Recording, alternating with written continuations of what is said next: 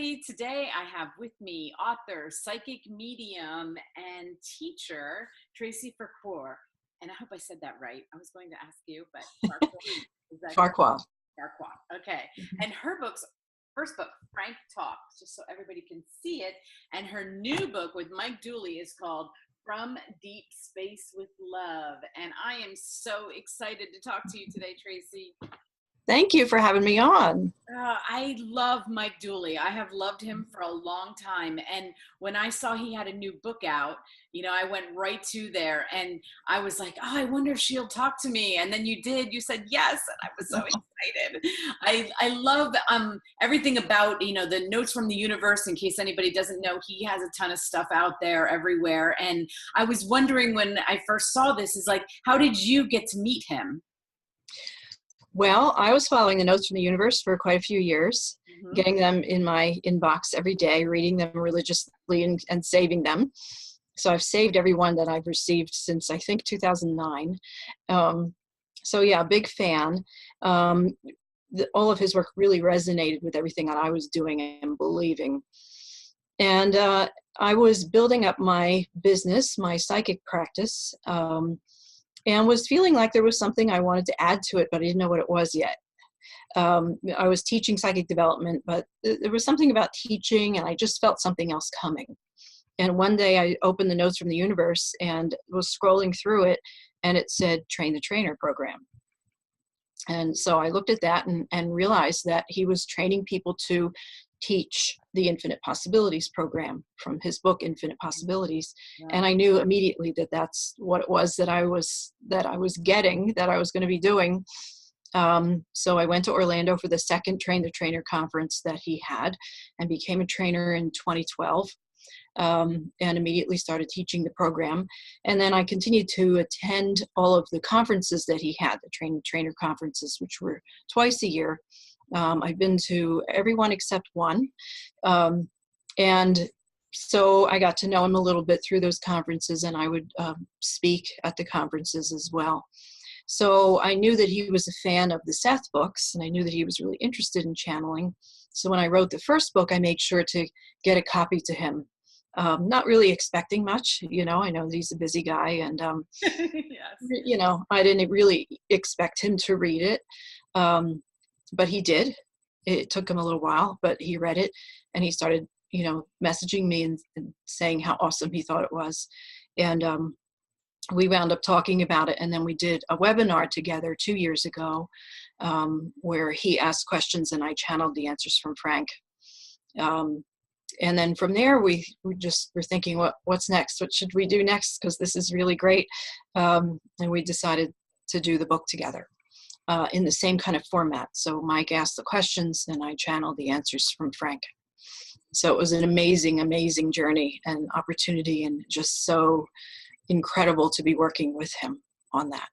Yeah, I love his stuff so much. I've used a lot of his processes. I was always such a huge fan of his, and I was thinking when I saw that you collaborated with him, I was like, wow, because he has such a following.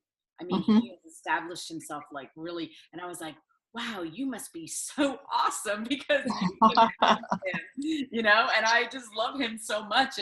And one of my, kind of dreams was always to go to one of his conferences and watch him speak in person. And it's really weird because my son, who is now 18, he's the one who found Mike Dooley back when he was about 15, I guess. And he was like, Mom, you got to listen to this guy. So he resonates on all kinds of levels, his audiences. I don't even know how he found him, but, then I became a huge fan.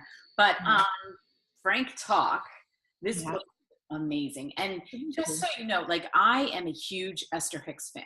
Okay. I have followed Esther and Abraham. I've gone to a lot of her conferences, and, when I didn't even I knew there were other people that kind of did the same thing, but I really never saw anybody do what she does. And when I was watching you on YouTube, I was just so taken aback because I've been watching her for so long, and I was like, here's this other person who's doing what she did because I love her. And it's the same message in a different way. And I love that about Frank. I mean, we now have Abraham, and now I'm listening to Frank. And of course I've read the Seth stuff too. And, I'm very familiar with that, but I love your story about how you and Frank got connected. So I'd love if you told everybody, your journey with them. Yeah. Yeah, another really interesting story there, because I was working on my psychic business. I was doing psychic readings, and that really just came about around 12 years ago when I took some classes in psychic development just because I was interested in it, not really with any intention to do it for a living. But I found that in those classes that I was pretty good at it. And I also developed a real passion for it. I just found that I really, really loved doing that work. So, I worked really hard at it, and I took that class over and over again. And I did practice readings for all the students in the college where I worked, and so I was building up that business and doing it on the side while I had a full-time job, which eventually shifted, and now I do it full-time. Wow. So yeah, there was just this incident that happened, a kind of a strange series of events that happened. My sister, who was also psychic, was visiting, and we just had some things happen that made us think that something was trying to contact us. And because we both do this work, we kind of recognize those signs, the things that are really out of the ordinary, that just make you feel like something's knocking at the door. My sister was woken up in the middle of the night, and we had some strange things going on. So way back when I was a kid and my sister was really dabbling in all kinds of stuff, she did a lot of work on the Ouija board. And so, we thought, well, if something's trying to contact us, let's get a Ouija board. So we didn't have one, but we made one. So we just made a cardboard one, really rough. We sat down with it, and before too long, it was spelling out Frank. And neither of us knew anyone with that name. So we didn't know who it was, but it was clearly something that wanted to talk to us. It felt very comfortable. There was nothing menacing about it at all. And it asked if I would do some automatic writing because it would be an easier way of communicating. And again, it isn't something that I have never tried. I didn't know really that much about automatic writing. Mm-hmm. But that evening, I followed their instructions and I sat down with a pen and paper. And what started to happen was I was just getting words in my mind, but I wasn't thinking them. And it was clearly similar to when I would receive psychic information, but it was more like dictation. So it would be a word and I'd write it down, and then another word. And so there was really no sense of what the meaning was until I would read it back. And these messages started to come through that were really beautiful and uplifting. And it was just amazing stuff was starting to come through here. So I did the automatic writing for a while. At the time, I even asked them if they wanted to write a book then, because it felt, really important for not just me, but the world in general, and they said not yet. So I kind of put that aside for a few years, and then felt a little nudge again a few years ago, and started picking it up again, and this time on the laptop instead of handwritten. And, a lot easier to read. And at that, then they said, yeah, they were ready to start writing a book. So that's when Frank Talk started to emerge. And that was 2014 that was published. Mm-hmm. When you brought up the Ouija board, people hate, I don't know why, Ouija boards have gotten a bad rap. Yeah. I feel like. And I have one, and I've used it, and I have never felt anything but pure love from it. Okay. That's all I can describe. And I have members of my family who are very fundamentalist Christians and who don't understand and are like, oh, you can't do that. It's evil. It's this. But I have to tell you, like, I was always thinking people need to understand I've never felt evil. Like, I don't know. I don't know why it got that. I think, they have, of course, you got the movies that hasn't helped its cause any, but, Well, when I teach psychic development, I talk about Ouija boards, and I talk about that very thing, how things get bad reputations. And the Ouija board was manufactured as a toy, and it's still sold in the toy stores. And so, young kids and teenagers will pick it up with the intention of scaring each other with it. So they have the intention for it to be a scary experience. And I always say that intention is the driving force of experience. And this is just another way of saying thoughts become things, which is Mike Dooley's tagline. So if you bring that intention into anything that you do, it's going to be matched with the experience. And so if you're thinking this is going to be scary, this is going to be weird, and then these kids have a negative experience and they say the board is evil. So your intention and my intention when I use this is to only connect with the highest vibrational energy, and for it to be a positive experience. And I've had the same as you. I've never had a bad experience with it. I don't use Ouija boards on a regular basis, but I have, I've practiced with them. I teach, that it's a way to connect with spirit realm. But yeah, even well-known psychic mediums will warn people against it, and I get it, but I think creating any kind of fear around something is not really necessarily the best way to instruct people. Yeah. And I was so shocked when it, started to move that, it was very shocking to me, because I was like, I didn't expect it. I was, I did it like an experiment, and I did not expect anything. And I was like, I know this is not me. I knew it wasn't me. So it was kind of shocking. But, tarot cards, I have tarot cards, and I love my tarot cards, and they have a bad rap too. A lot of people won't use them, but, I feel like you should not go at it, like you said, like the intention. You shouldn't even look at it like that. Don't pay attention to the negative part that it's gotten. It was more based on fear. People wanted people to be afraid of it. So kind of just. Well, even just using the word psychic, there are practitioners out there who avoid calling themselves psychics because the word itself has a negative connotation for some people. Right. I was told when I wanted to put an ad in a certain well-known magazine, and they wouldn't let me use the word psychic. And instead of, using the word intuitive, because to me that's a totally different thing, I decided to put the ad in there because, I call myself a psychic medium. My definition of the word psychic it has no sense of fear or, strangeness to it. It's just someone who can connect with energy. It's someone who can connect with the energy of another person with the intention of helping them. To me, that's what a psychic is. So to me, all of this is very natural, but mainstream media has turned it into something weird and unnatural.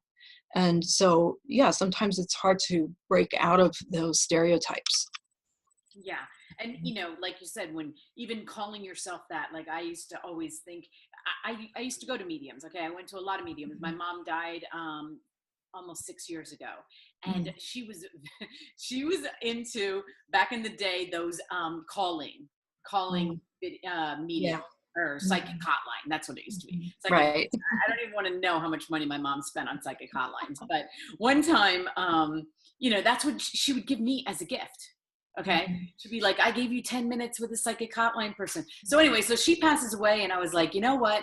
If there's anybody that's going to try to get through it, like she actually believes in this, she will try to contact me. Now, I haven't had what I wanted to have. I haven't had the experience that I've wanted, but when I do go to mediums, I do get sort of, good things, and some things have really resonated with me. But when I was reading Frank Talk, and you do go into it in Deep Space with Love, when somebody, and I wanted to talk to you about this, is like, so when somebody does pass away and we're missing them. I mean, she was somebody I talked to every day, and I love how you go into that it's not a scary experience, and they're right there, and they're right able to be able to communicate with.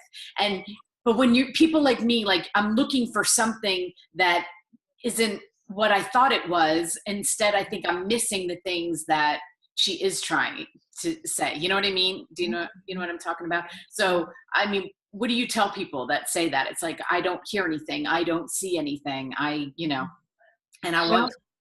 Yeah. that kind of experience is beyond the five senses that you're used to using. It's more of a feeling.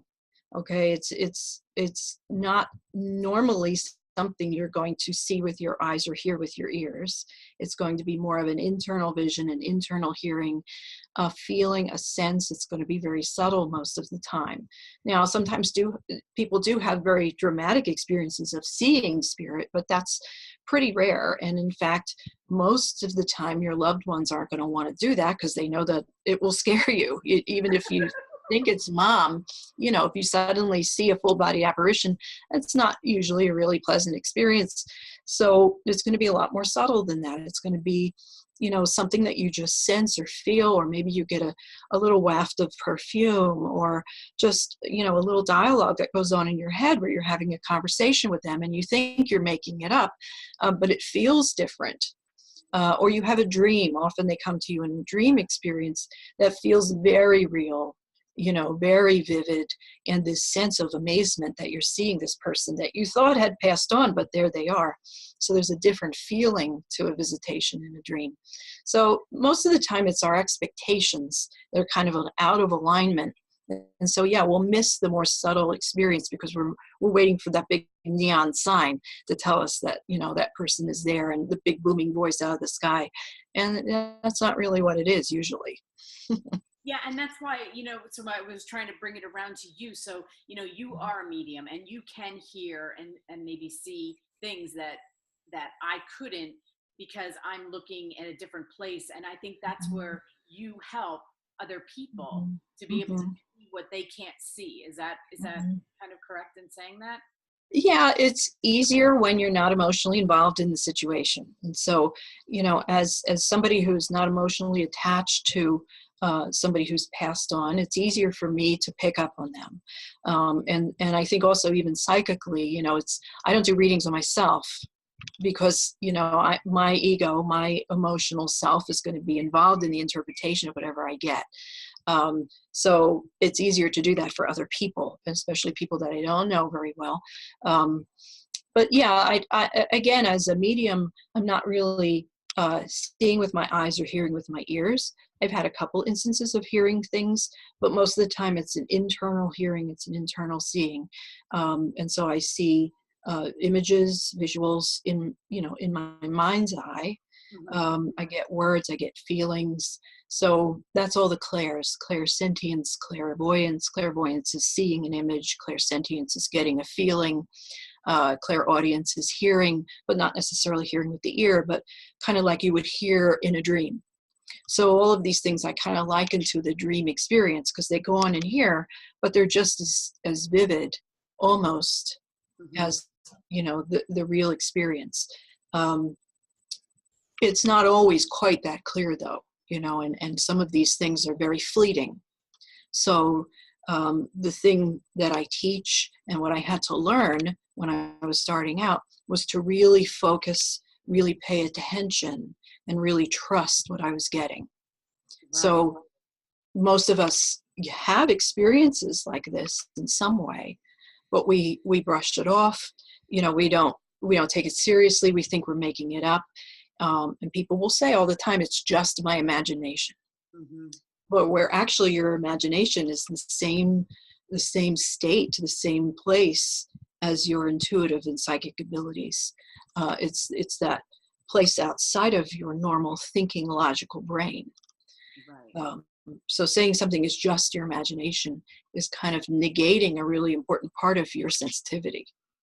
Right. And you know how the TV show with Teresa from Long Island, and like she'll just walk up to people and like, do you have that kind of an experience when you're in a grocery store or a large crowd, or that you're like, oh, and you can walk up to somebody and say, oh, I just saw, do you have a brother that's already passed, like do you just keep it much to yourself? Yeah, absolutely not. And I can tell you that, I really truly believe that Teresa Caputo it's excellent. She's very good at what she does. She's, I have no issues with her, but you do have to understand this TV. Yes. And, that I'm absolutely sure that she doesn't do that on a regular basis, Right. So to me, it's like, I have this antenna that I can raise and I can lower. I can't ever lower it all the way down. So I still can sometimes pick up things without asking. But again, it has to be my intention to connect with somebody. So my intention raises that antenna. So I don't do that unless someone has asked me for a reading. And to me, I feel that it would be very intrusive just to walk up to somebody and start reading them. It's a violation, You didn't ask for it, right? Yeah. Not to mention that if I had that antenna up all the time, I would probably go insane. Right. There's so much noise. It's too much. Yeah. Okay, so I don't there's think that anybody aspect, and then there is this when you're channeling Frank, and which is basically what this book is about. I mean, Frank Talk is also about it, but you go into this with Mike Dooley, and I listened to the audiobook, okay, and I loved the question answer part of it, of hearing both your voices. So I love the audiobook. It was Great. for me.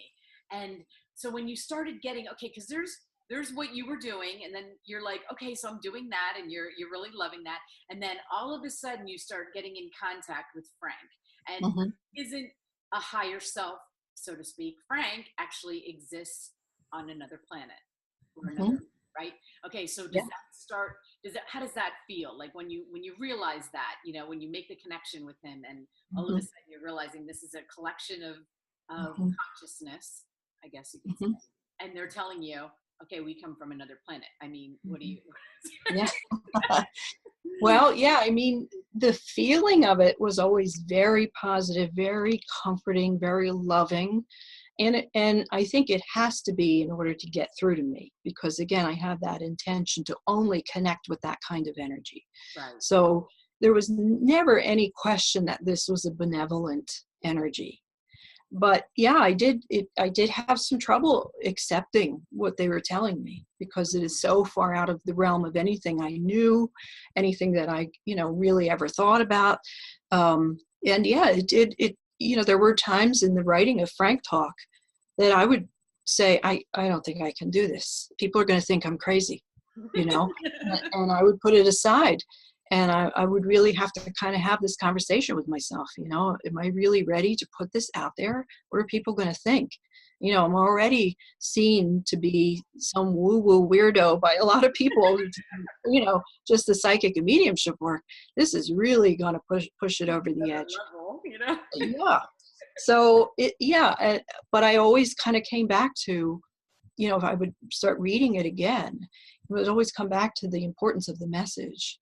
And the message would overcome any of the questions I had about the source of the message, So to me, the message is more important than the source. Although the source in itself, I think the fact that it's coming from, what we deem as aliens, which once again has a very, very bad reputation in, mainstream media. Right. But I think it makes us kind of stretch our belief system. Yeah. And I think that that's one of the reasons that it's coming this way, because this is what we need to do. We need to stretch our belief system a little bit these days. We put ourselves into these little tiny boxes of reality, and we're not really considering the higher realms, our own energetic awareness, our own power, which is, a lot about what Mike Dooley teaches. Our own energetic power to create our lives. If we're only focused on what we're seeing and sensing with the five senses, we're missing out on this whole other realm of ourselves. So when I kind of started to look at Frank that way, as a means to stretch people's belief system, it made sense. And I talked myself back into it. Well, I'm glad you did. And, that's another thing that I have to say about it. Like when I started following Esther Hicks a couple of years ago, right before my mom had passed away, being raised a Christian and really, and raising my children Christians. But all of a sudden what she was saying started resonating. And I was like, whoa. And that stretched my, way of thinking. Okay. And then when I was, and when I watch her again, all I saw was this pure love. I mean, this and then I started to not care where it came from. Okay. And when I watched you on YouTube, I got that same sense again. It was like, like you said, it opened up because I'm not, I don't think that this is it. Okay. I don't think this plan, I think you have to be very close. I mean, how can this just be it? I really don't believe that it's really possible that this Earth is it. I mean, we got millions, it's just, to me, it's like, of course this can't be it. So when I watched you, I was like, I got that same sense again. It's like, wait a minute, the message resonates. It resonates in your heart, and it's mind blowing, but when I watch you, I see the same thing. I see love. I see an aura about you, and it's like, I don't know how it feels. I mean, how does that feel when it's coming through you? Is it a, it almost looks to me like when you're done, it would be draining, because you're yeah, it's very, very intense experience. I'm still getting used to it. It's been a few years that I've been doing the verbal channeling now. I was doing the automatic writing channeling for longer, which isn't quite as, it's not as draining, but the verbal channeling really does require kind of holding their energy. And there is a physical component to that. I can feel it physically. I don't really, it's not trance channeling, so I don't leave the building, I just kind of move over a little bit. So I feel myself kind of move over. It's always to the left, and they come in through the right. And so I'm kind of off on the sidelines here observing, but I'm also still in control of the situation. It doesn't ever feel like it's out of my control. So I could stop it at any time. And so it never feels like I'm being taken over. It's just, a more direct line of communication. And yeah, it energizes me, so it raises my vibration. It's similar to doing the mediumship work in that way, only much more intense. Okay. The mediumship work, I'm getting stuff, but I'm interpreting it. With the verbal channeling, it's more just a direct line. Comes through, it's being interpreted by my brain automatically, and it's being spoken, So I'm still involved in the process, but it's a little bit more direct, and it's more energetically powerful and intense. And so, yeah, afterwards, it takes me about maybe a half hour to totally come back and re-engage, And then, yeah, I'm usually pretty tired at that point. But yeah, it's an amazing experience. It always feels good. It always feels powerful.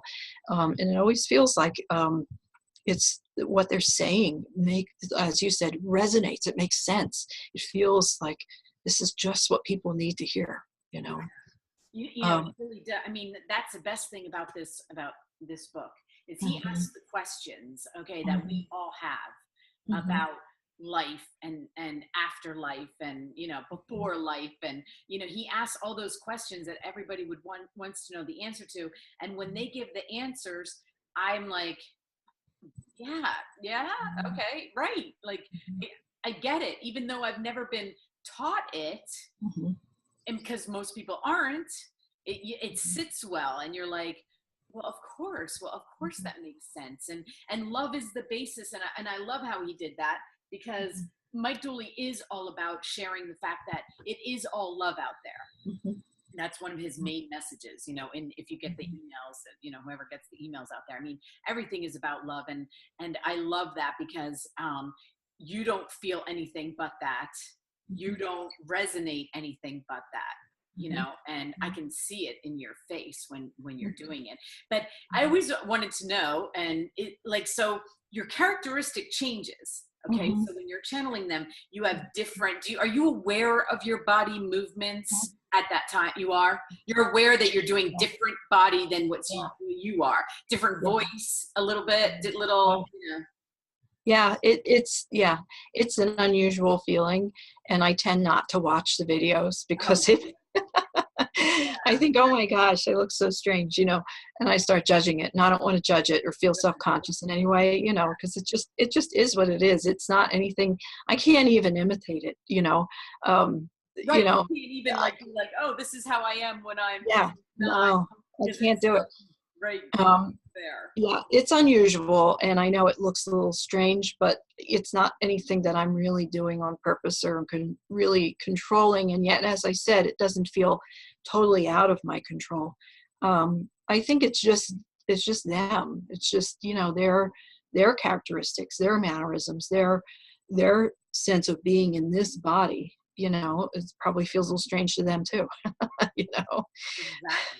Is there any one message that you got from them that really shocked you? Like you were like, I never thought of that before.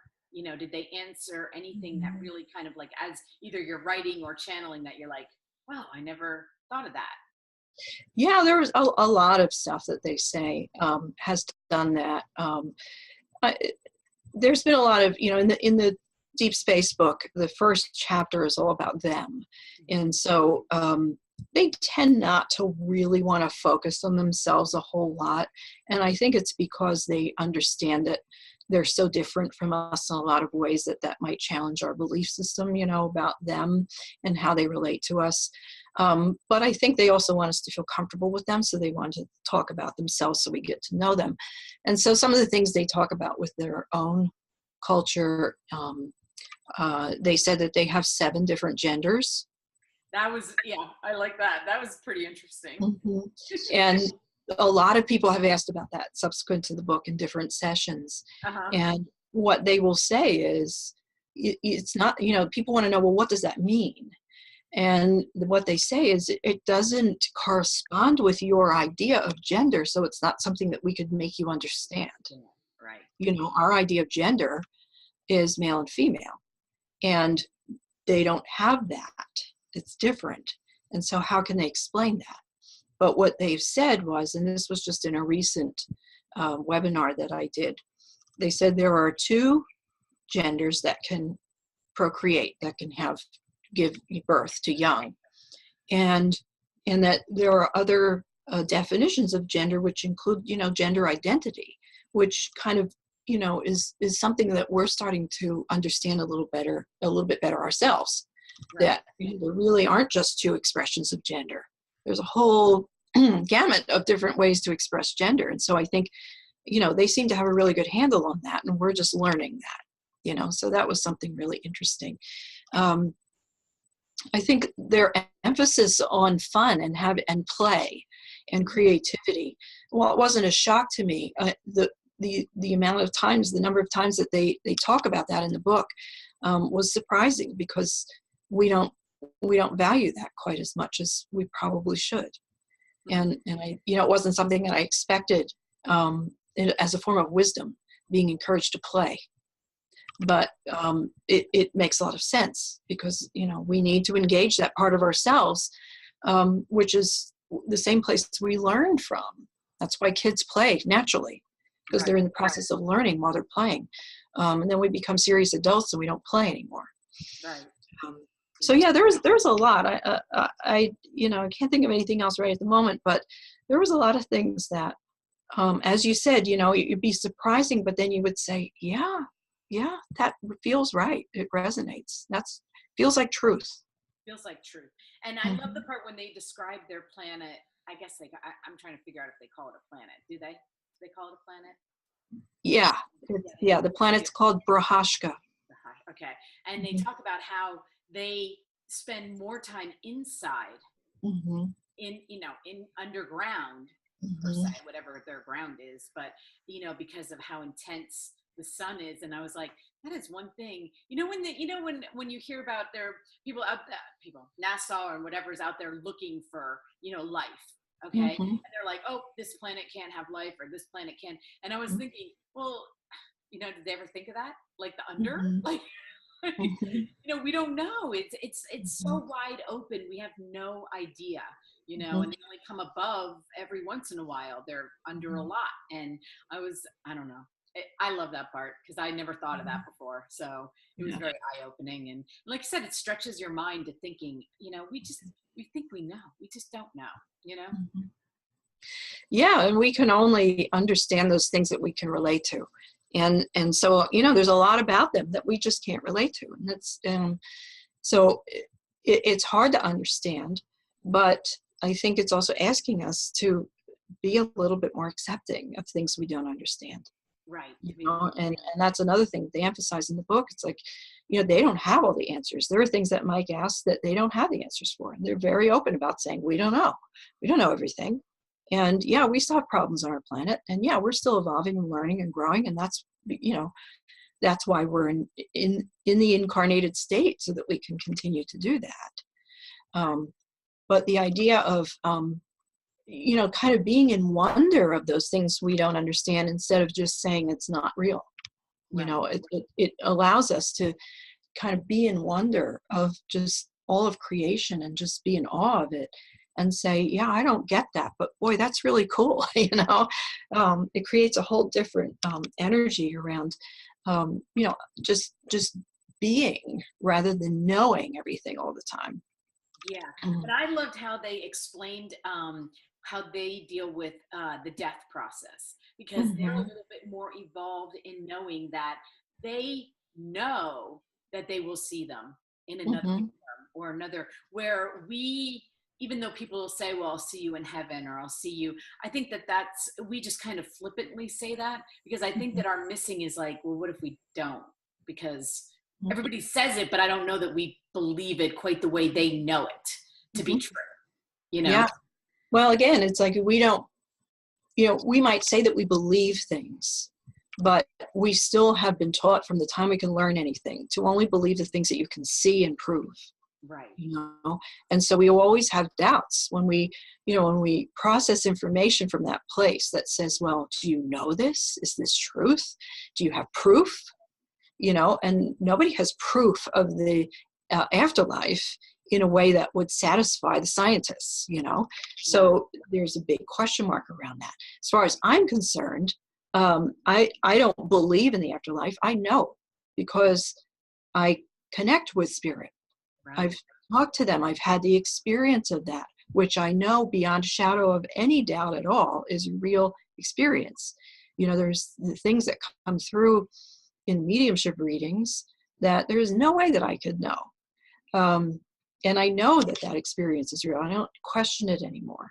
But can I prove it? No, absolutely not. You know, in a scientific way, no. But I have a confidence in what I know to be truth because it feels right. Yeah. And I think that's something that a lot of us could learn to cultivate a little bit better, to have a more positive life experience. Right.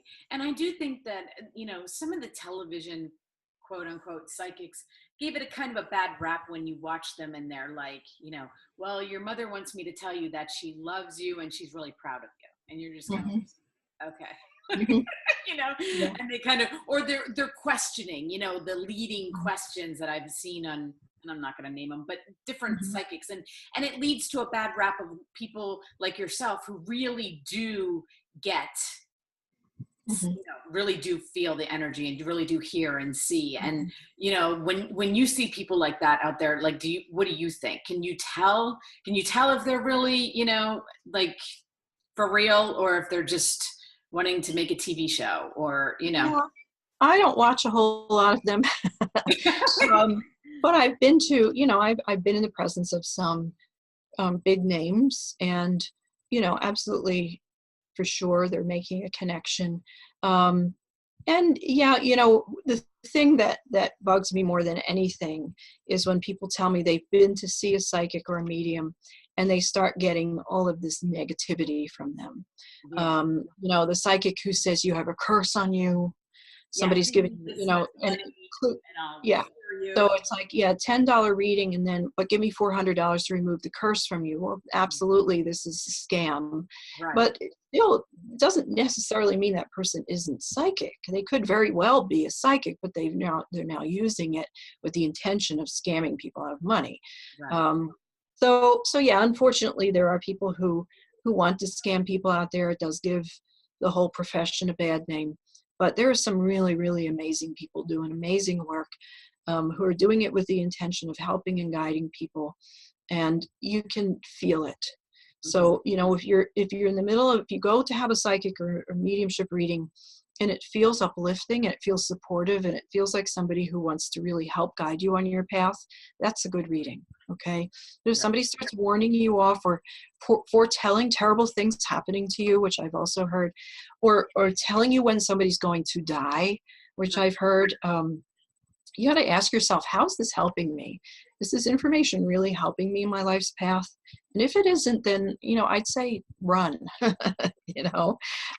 because, while a lot of people have psychic abilities, it's the intention again. Right. So what is their intention? Is their intention really to help you, or is it to just get money off of you? And unfortunately, there are those out there. So you got to be smart about it. And again, check in with yourself and say, how's this feel to me? Is this really helping me? And with the mediumship readings, it is true that sometimes spirit just does want to say hi, and I'm good, and everything's great.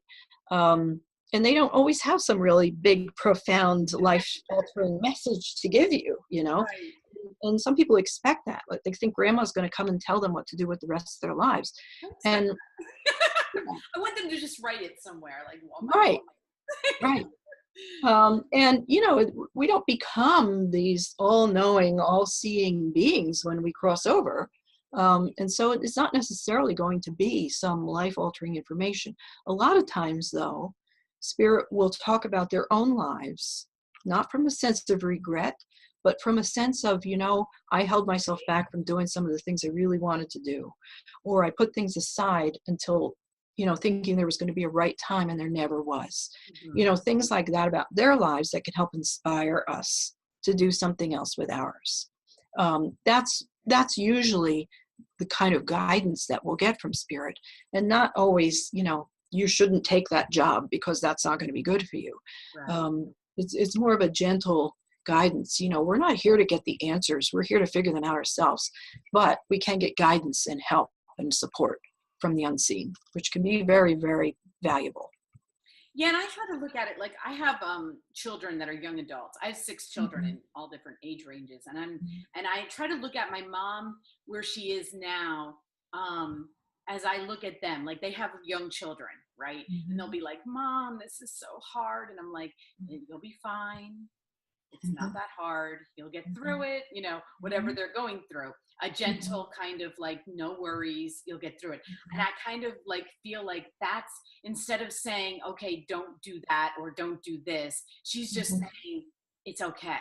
Whatever you're going through, it's going to be, because we know like I know that having young children is hard, but I also know that they will get through it, And so I feel like she knows that whatever I'm going through is difficult, but that it'll be okay.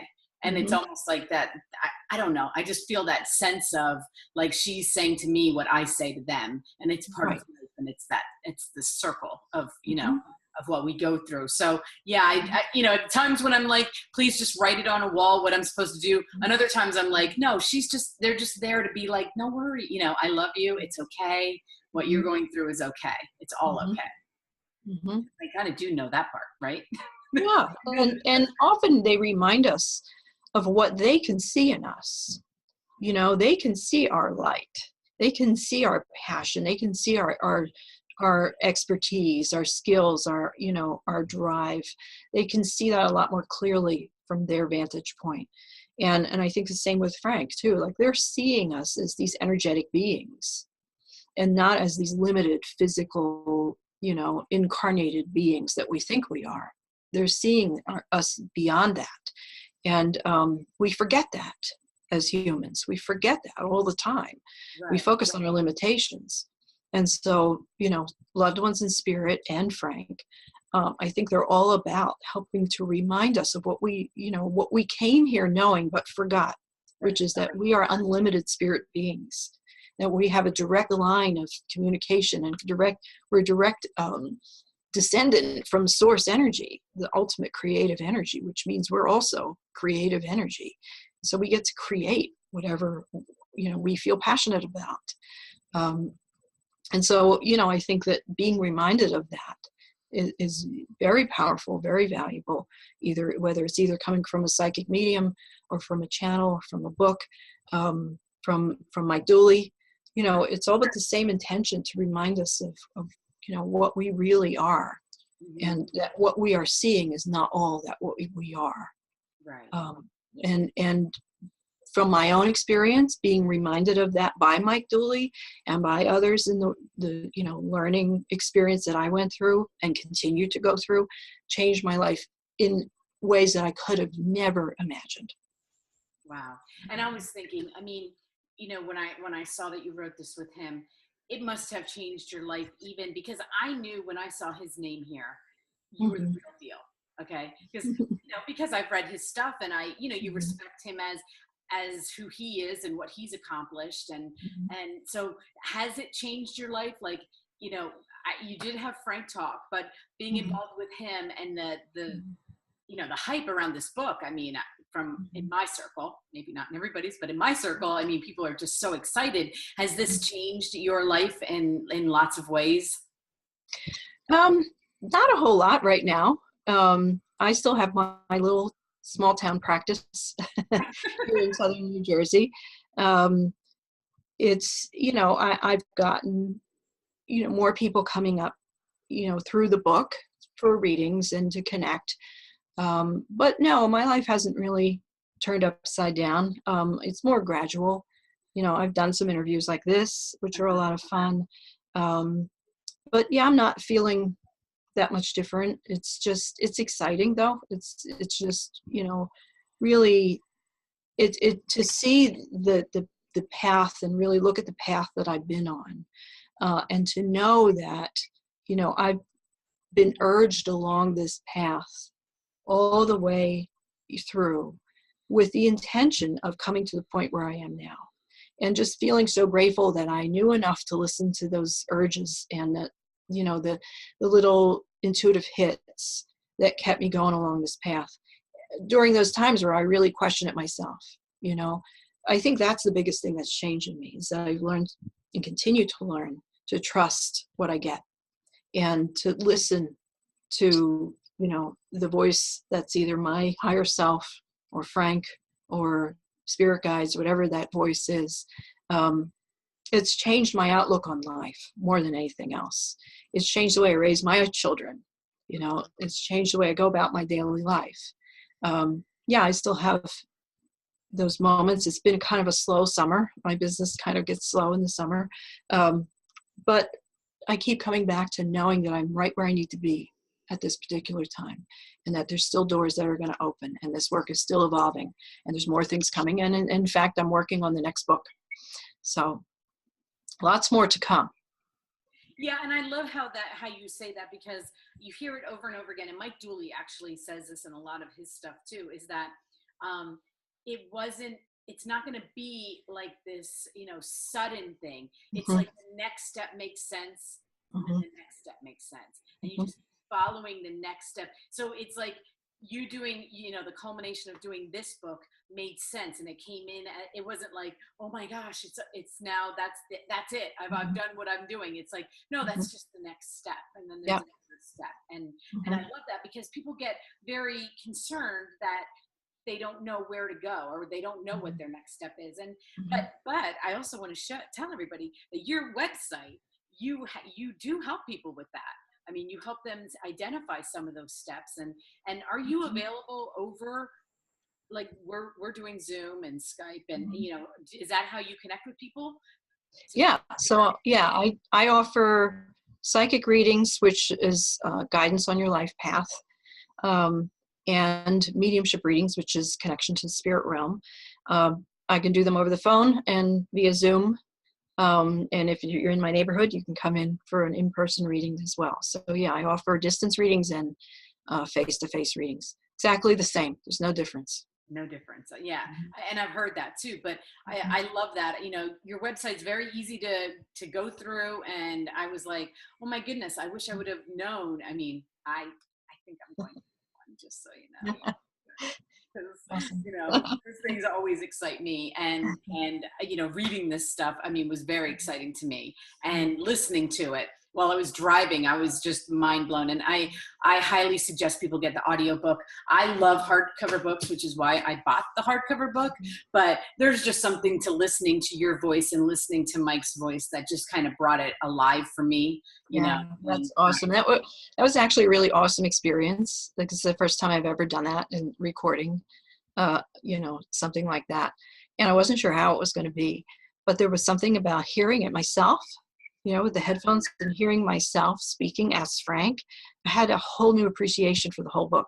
And I think Mike did too. Like, we would look at each other at the end of a recording session and just be like, this book is amazing. You know, it was like we heard it all over again in a totally different way. So it was a lot of fun. And I felt like that was going to be a powerful experience for people to hear it as well. Well, and for me, like, knowing the stuff that he's already written and watching his videos and everything, when I saw that he did this with you, I was thinking to myself, oh, of course he is. Of course that's where he's going. Like, I didn't really think about it before, but his path also looked like you two were meant to be. You know, he was meant to meet you, and you were meant to meet him. And yeah, absolutely. One of the things that's really interesting that's come out of it is, I remember in the early days of my connection with him, he would say, I don't channel, you know, and he knew a lot about channelings because he read all the Seth books, was very influenced by them, but he would say, I don't channel. And I would always say, yes, you do. You know? And so now he's admitting that he's been channeling all along. He just didn't really realize that that's what it was. And so, you know, he'll say the notes from the universe are channeled in some way, you know, whether that's from his higher self or from something outside of himself, doesn't even really matter, but he's understanding what channeling means now. And is, you know, admitting to himself that that's what he's doing. And I'm like, yes, that's very cool. right. And I believe, and then you can tell me if you believe this, but I actually do believe that we could all channel. Absolutely. I don't think of it as something that is outside.